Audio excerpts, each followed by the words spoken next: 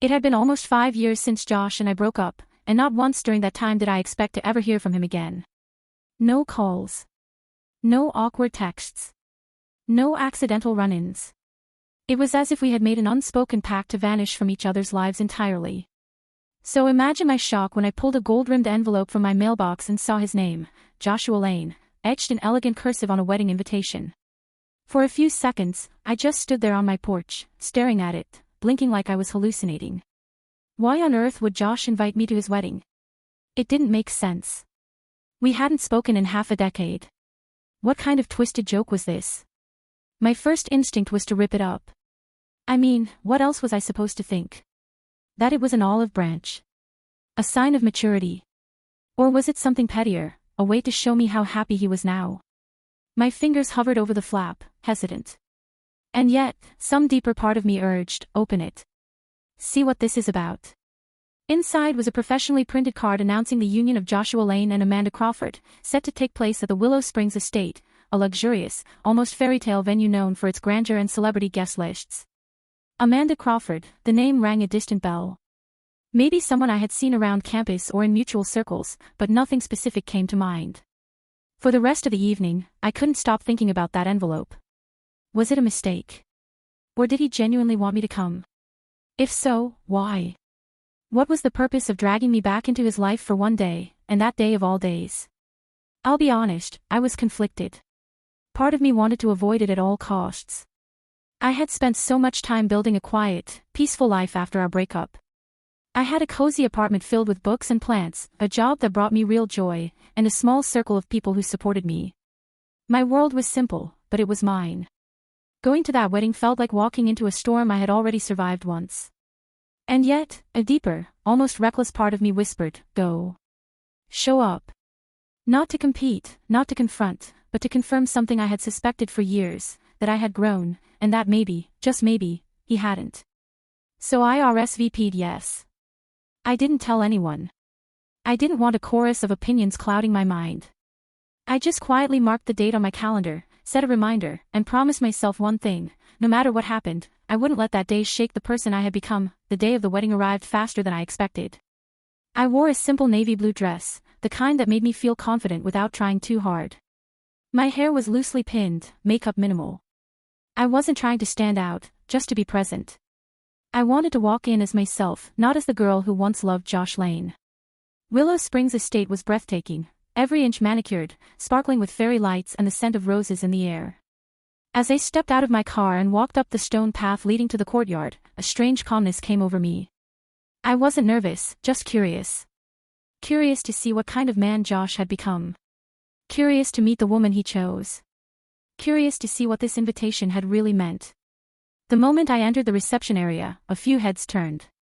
I recognized some faces, college friends, acquaintances from the days when Josh and I were a power couple in our social circle. Their glances were quick, curious, almost amused.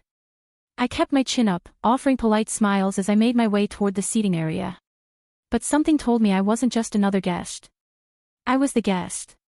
The one everyone secretly hoped would stir the pot. And then I saw him. Josh stood near the fountain, laughing with a group of groomsmen. He looked almost exactly the same, tall, clean-cut, confident, a little too self-assured. When he turned and spotted me, his expression froze for just a second before morphing into a smirk. That trademark Josh Lane smirk I used to find so charming. Now it just felt smug. He excused himself and walked over like he had rehearsed this moment a dozen times. "Wow," he said, eyes running over my dress, "you actually came." I smiled, calm. "Why wouldn't I? You invited me." Josh chuckled. "Honestly, I didn't think you'd have the guts. You always hated fancy places like this." That line hit me like a chill. It wasn't a greeting, it was a jab. A reminder of the fights we used to have about money, status, and my lack of ambition, as he'd put it. Back then, he used to joke that my dreams were too small. I wanted a quiet life, a home, maybe a bookstore someday. He wanted skyscrapers and investors and recognition. Still, I kept my tone steady. "Nice place. You and Amanda must be thrilled." "Oh, Amanda loves it. She's used to this kind of luxury, you know. Her family practically owns half the city." I just nodded, letting him gloat. If this was meant to impress me, or intimidate me, it wasn't working. Then he leaned in slightly and lowered his voice. It's good to see you, though. I mean, despite everything. There it was. That vague, patronizing tone. Like he knew something I didn't. Like my life must have crumbled the moment he walked away. I could tell he expected me to be flustered, maybe a little jealous. But I wasn't. Not even close. A server passed by, offering champagne. I took one and raised it slightly. To your big day, I said with a small smile. May it be everything you ever wanted. Josh's smirk faltered for half a second. He wasn't expecting grace. He was expecting a mess. A scene. Something to confirm that his life had moved upward while mine had stayed behind. But I wasn't giving him that satisfaction. As I walked away, sipping the champagne, I could feel his eyes on me, confused, maybe even annoyed. And I knew in that moment, whatever game he thought he was playing, I wasn't here to be a pawn. This was just the beginning. I found my seat near the edge of the garden, a little away from the center of attention. That was fine with me. I had never liked being in the spotlight, not when I was with Josh, and certainly not now. From my vantage point, I could observe everything, the photographers circling, the clinking glasses, the guests dressed like magazine models, and most of all, the gossiping. I could feel it before I even heard it, the slow hush that swept a small group of women 2 tables away. One of them leaned in to whisper, and they all turned slightly in my direction. I didn't know their names, but I remembered their faces from our college days. They used to party with Josh. One of them, Melanie, I think, looked directly at me and didn't bother lowering her voice. Did you see her dress? I mean, that's what she wore, she said, giggling behind her glass. Maybe she couldn't afford anything else, another chimed in. I heard she's still living in that tiny apartment downtown, working in a bookstore or something. The third one laughed. Oh God, that's tragic. Imagine getting invited just so the groom can feel better about how far he's come. I took a slow sip of my drink, pretending not to hear a word. But each comment cut deeper than I expected. Not because they were right, but because this was what Josh had orchestrated. This wasn't a friendly invitation. This was a performance. A stage for him to show how far he had climbed, and how far I had, supposedly, fallen. But they didn't know the truth. They didn't know that the bookstore wasn't just some minimum wage gig. It was mine. I owned it. I'd started it from scratch with the last of my savings and built it up through hard work and heart. It was small, sure. But it was warm, full of life, and exactly what I'd dreamed of for years. They didn't know that I chose that cozy apartment over a bigger place because it reminded me of simpler things, quiet mornings, fresh coffee, soft music. Still, I didn't flinch. I didn't cry. I didn't defend myself. I had walked into this knowing I might be judged by the same people who once cheered when I dated Josh. I wasn't going to give them the show they wanted. Then I saw her, the bride. Amanda walked into the courtyard like something out of a movie. Tall, elegant, with a gown that shimmered in the golden light of sunset. Her hair was curled perfectly, her makeup flawless. She looked confident, maybe even radiant. But there was something else in her eyes, something unsettled. When she made her way through the crowd, accepting compliments and posing for pictures, she didn't smile fully. Her eyes kept scanning the area, landing on people like she was looking for something, or someone. And then, suddenly, her gaze met mine. I expected her to look away. I expected a glance of superiority. But to my shock, she didn't sneer. She didn't look amused or angry or threatened. She looked curious. Her eyes lingered a moment too long before someone pulled her aside. But that look, it stuck with me. There was no recognition in it, like she didn't know who I was, but there was a spark. Almost as if she could sense that something in this perfect scene wasn't quite right. Josh reappeared, now with Amanda on his arm, and introduced her around like a prized trophy. When he brought her near my side of the garden, I braced myself for some awkward small talk or a condescending introduction. Instead, he paused by my table and said, loud enough for nearby guests to hear, Amanda, this is Evelyn, my ex. You know, the one who thought a bookstore was a real career. There it was. The jab. The punchline. He said it with a chuckle, like it was some harmless joke, but the silence that followed made it clear that everyone heard the bitterness underneath. But Amanda's reaction, it wasn't what anyone expected. She blinked at me, then looked back at Josh. You invited your ex, and now you're insulting her, she asked, her voice even but sharp. Josh hesitated, caught off guard. I mean, I was just kidding.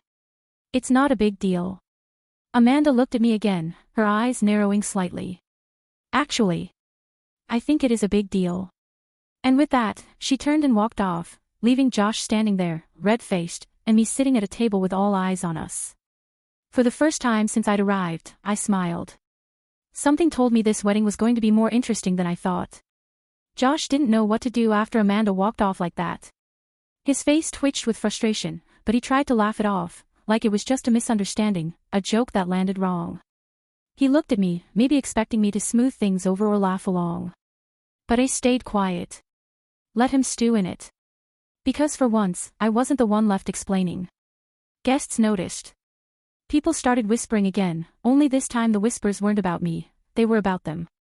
She didn't like that at all. Did you hear what he said? Bit harsh, especially in front of everyone. I could feel the shift in energy, like a breeze had blown through the perfect little castle Josh had built. One crack in the glass, and suddenly people were watching for more. A few minutes later, while I was pretending to enjoy some shrimp cocktail, Amanda came back, not to Josh, but to me. Evelyn, right? She asked. I stood up, startled. Yeah. You don't need to explain, she said, cutting me off gently. I wanted to say I'm sorry about earlier. That was out of line. I blinked. Of all the things I expected from this day, that wasn't one of them. I appreciate that, I replied carefully. She glanced around, then leaned in slightly. Did he really invite you just to humiliate you? I hesitated. I don't know what he thought would happen. But I didn't come here for drama. I came to be civil. Amanda gave a slow nod. That sounds like the opposite of Josh. There was a pause between us. A strange moment of understanding passed. Two women, connected only by the same man, one in a white dress, the other in navy blue, both slowly realizing how much of Josh Lane was image over substance. You own a bookstore? She asked, a little smile playing at her lips. I nodded. Small place. But it's mine. Must be nice. Doing something real. That comment, it caught me off guard. She didn't say it with sarcasm or pity. She meant it. She looked like someone who'd been living in a glass world for too long and was only now starting to see through it. Then her eyes flicked over to Josh, who was laughing loudly with some guests, clearly trying to regain control of the attention. Amanda's smile faded. He told me you used to hold him back. That you didn't believe in his goals. I sighed softly. That's not true. I just didn't want to lose myself chasing his. She looked down at her bouquet, fingers tightening around the stems. He said he wanted someone who understood ambition. I thought he meant mine, too. Oof. That hit different. I wanted to tell her to run. To turn around before it was too late. But this wasn't my life to rescue anymore. Still, something in her face told me she already knew. That the fairy tale was unraveling by itself. Later that evening, after a few awkward dances and even more awkward toasts, I saw Amanda slip away toward the back garden. I didn't follow. I figured she needed space. But Josh did. He went after her in a hurry, nearly knocking over a chair on the way out. People noticed. 10 minutes passed. Then 15. Finally, I wandered out to the side path that curved around the venue and led to the garden. I wasn't eavesdropping, well, okay, maybe I was, but I didn't expect to hear anything until I turned a corner and caught the tail end of their argument. You embarrassed me in front of everyone, Josh snapped. No, Amanda replied, her voice low but firm. You embarrassed yourself. That woman came here with grace and dignity, and you treated her like a sideshow. Oh, come on. She works in a bookstore, Amanda. I was being honest. Amanda scoffed. Honest? Or cruel? Because there's a difference. And right now, you're starting to look like a man I don't even recognize. That stung. I could tell from the silence that followed. Then, Amanda added something that made me stop breathing. I saw the way you looked at her. I know that look. That smug, patronizing grin you get when you think you've won something. And for a second, I wondered, are you really over her? Or did you bring her here to convince yourself you're winning? Boom. I backed away before they saw me. I didn't want to gloat. I didn't want to smile. But deep down, I knew this wasn't just about me anymore. Amanda was starting to see the same Josh I once did. The one who cared more about perception than people. More about being admired than being kind. This wedding wasn't about love. It was about image. And the cracks were finally showing. The reception hall had grown quieter by the time Amanda and Josh returned. Not because anyone had noticed their absence, but because there was a heaviness in the room. An energy shift. Like everyone felt something wasn't quite right but didn't know what. Amanda didn't say much as she walked back in. Her face was composed, polite, but you could tell something inside her had shifted. Her hand wasn't in Josh's anymore. Her smile didn't reach her eyes. I stayed seated, pretending to sip champagne, when in reality I was counting the moments. Something was about to happen. I could feel it like static in the air. Then came the microphone moment. Josh had planned a little surprise speech. Because of course he did. Classic Josh, he couldn't stand not being the center of attention for more than a few minutes. He tapped the mic, grinning like a politician running for class president. I want to thank all of you for coming, he began. Today is about new beginnings, and also, maybe a few old lessons. He glanced at me then, trying to make it seem subtle. It wasn't. I've had my fair share of ups and downs, he continued, but I finally found someone who matches my drive, my goals, someone who doesn't just work at some dusty little corner bookstore and call that life. The crowd shifted. A few gasps. A chair creaked loudly. One of Amanda's bridesmaids actually put her hand over her mouth. I didn't flinch. I didn't cry. I stood up. I didn't even know I was going to until I was on my feet. Calm, collected, and surprisingly steady. My voice was quiet but clear. Wow, Josh. I always knew you had a way with words, but I didn't realize you'd use your wedding toast to punch down. He stared at me. That smugness faltered for a second. I wasn't done. You know what, you're right. I do run a dusty little bookstore. It's mine. I built it from the ground up. I meet people who love stories, who care about words and truth, not image. I may not drive a fancy car or post pictures from Bali, but my life. It's real. A few people clapped. Not loudly, but enough that Josh's smile disappeared. Then Amanda stepped forward. I think that's enough, she said. But she wasn't looking at me, she was looking straight at him.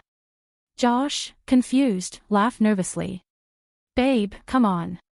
It was just a joke. No, she said. It wasn't. It was mean. And petty. And revealing. Everyone turned toward her now. Amanda took the mic from him slowly. I watched you talk down to someone who once loved you. Someone who came here with more grace than I've seen in most people. And honestly. She paused, looking out at the room. I'm not sure I want to start a life with someone who thinks success means stepping on others. Silence. Dead silence. You could have heard a pin drop on marble. Josh tried to speak, but Amanda turned to the crowd and smiled, a real one this time. Thank you all for being here today. I'm sorry, but the wedding ends here. Gasps. People blinked. Someone dropped a fork. I deserve better, she added, handing the mic to a stunned DJ and walking toward the doors. I didn't move.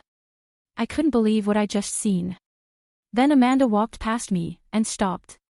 She turned, looked me in the eyes, and said, maybe you'd let me visit that bookstore sometime. I nodded, stunned. Anytime. And just like that, she walked out. Guests began to leave in a rush of whispers and disbelief. Josh stood frozen, watching his world collapse in a tuxedo that suddenly looked too big for him. And me. I stepped outside. Breathed in the evening air. For the first time in years, I felt free. Josh tried to turn me into a joke at his wedding. But in the end, the only punchline was him. A week had passed since the wedding, the one that had turned into the breakup of the year. I didn't plan on talking about it, but somehow, the video leaked online. Just a blurry phone recording, probably by someone near the back of the room. But it went viral. A runaway train of hashtags like #RunBrideRun, #BookstoreQueen, and #that wasn't in the vows. Strangers messaged me.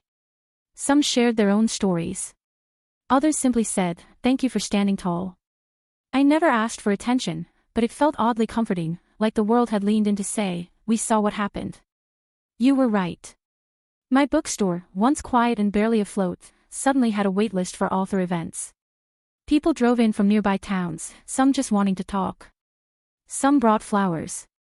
One woman even cried in the poetry aisle and whispered, "You helped me leave a man like him." And Amanda. She reached out, like she promised.